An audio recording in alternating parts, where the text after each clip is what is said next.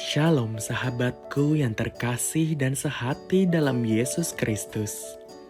Jumpa lagi kita pada kesempatan kali ini. Mari kita siapkan diri dan hati kita untuk menjadikannya layak menyambut Tuhan, supaya kita bisa menjadi garam dan terang dalam kehidupan ini. Tentunya dengan bersama kita resapi Renungan Sabda Pendalaman Iman presented by BPK PKK KAJ. Shalom Bapak Ibu semua, gimana kabarnya hari ini? Berlimpah kasih karunia, damai sejahtera? Wow, saya akan mengambil renungan hari ini di Lukas 17 ayat 26 sampai dengan 37. Yang menyatakan, Yesus menyatakan dirinya. Aduh, suatu ayat yang serem. Yang mungkin kalau orang banyak baca Alkitab, mereka akan abaikan. Yang lain aja lah, jangan cari cerita-cerita yang serem. Tapi di sini mengingatkan Yesus, mengingatkan kepada kita apa yang akan terjadi kelak pada diri kita. Suatu peringatan bagi Yesus, bagaimana kita harus terus bersama-sama dengan Dia, semakin dekat kita sama Dia. Yesus menceritakan waktu zaman dulu, tentang zamannya Nabi Nuh, semua makan minum, hidup normal dalam kehidupan sehari-hari. Ternyata ada air, semua dibinasakan. Pada zaman Lot pun sama seperti itu. Mereka makan dan minum, mereka dilenyapkan dengan api. Seperti pada saat Yesus akan menyatakan dirinya kelak. Pada saat kita berada di peranginan, saya tertarik dengan ayat. Mereka lari ngambil hartanya. Mereka masih memikirkan hartanya. Pada saat-saat yang genting seperti begini, ada murid yang bertanya, di mana Tuhan? Di mana Tuhan? Mungkin itu sering sekali kita alamin, apalagi pada saat kita mengalami satu masalah, satu keadaan yang tidak baik. Kita harus menyatakan apa pada saat itu? Yang kita bisa cuma berdoa. Tapi pada saat kita berdoa, di mana Tuhan? Saya masih ngasih satu perumpamaan. Saya ada satu cerita tentang gimana nakoda. Seorang nakoda kapal. Dia berlayar.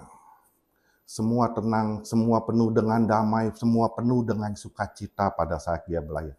Penuh dengan persiapan. Ternyata secara mendadak dia berada di tengah-tengah samudera. Pas berada di tengah-tengah samudera, ada badai yang besar dan besar pada saat itu. Apa yang harus dia hadapi? Dia berdoa, dan dia berdoa. Dia mohon sama Tuhan. Tuhan redakan badai itu, Tuhan redakan badai itu, Tuhan redakan badai itu. Ternyata apa yang terjadi? Badai tidak reda. Semalam-malaman nakoda itu harus melewati badai itu. Puji Tuhan, selamat. Kapalnya rusak dan lain-lain. Dia langsung berpikir, dia termenung pada saat itu, nakoda itu. Di mana Tuhan? Kenapa Tuhan nggak nolong saya pada saat itu? Kenapa Tuhan nggak meredakan badai itu? Dan setelah itu apa yang ada di dalam pikiran dia? Dia diintimidasi dengan pikiran dia. Apa saya salah berdoa? Apakah saya berdosa? Dan berbagai macam yang ada di pikiran dia.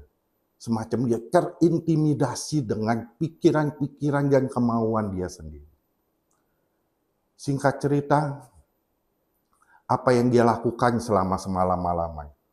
Ombak begitu besar. Ombak dari sebelah kiri, dia hantam sekira ke sebelah kanan. Dari sebelah kanan, dia hantam lagi sekira di sebelah kiri. Dia terus menghindari ombak itu. Ternyata ada ombak di tengah-tengah. Dia harus naik dari ombak itu dia dengan kecepatan penuh dan berbagai macam apa yang dia bisa lakukan pada saat itu. Ternyata dia bisa lewatin ombak itu. Dan setelah dia lewatin ombak itu, apakah dia tidak dijawab oleh Tuhan doanya pada saat itu? Iya, ternyata seorang nakoda. Nakoda yang hebat pada saat itu. Nakoda yang unggul pada saat itu. Nakoda yang setelah sekian tahun banyak dicari orang. Dia bisa memberkati orang banyak. Karena pengalaman-pengalaman yang dia udah alami semalam-malaman itu menjadi berkat bagi orang lain. Bagaimana mengatasi badai. Mungkin bagi kita lebih baik mengambil hasil yang sudah, tapi enggak. Tuhan pengen kita menjadi orang yang tangguh, menjadi orang yang dengan proses sedikit demi sedikit, sedikit demi sedikit. Dengan melalui proses sedikit demi sedikit, kita dapat merasakan Tuhan itu hadir. Tuhan ada di dalam kita, dan kita tinggal di dalam hatinya. Tuhan selalu menyertai kita.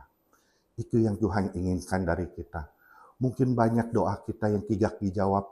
Sebenarnya Tuhan sudah memberikan yang terbaik pada kita. Tetapi memang banyak yang tidak sesuai dengan keinginan kita. Bapak, Ibu, dan saudara sekalian, dekat pada Tuhan, selalu mengikuti apa yang Tuhan inginkan.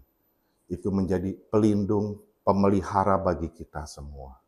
Bapak Ibu, kita masuk dalam doa pada saat ini. Kita siapkan hati kita akan masuk dalam suasana doa. Dalam nama Bapa dan Putra dan Roh Kudus. Amin. Bapa di dalam surga, kami bersyukur padamu. Kau begitu menyayangi kami. Kau selalu melimpahi kami dengan damai sukacitamu. Kau selalu memelihara kami seperti biji matamu. Bahkan begitu besar yang telah kau berikan kepada kami.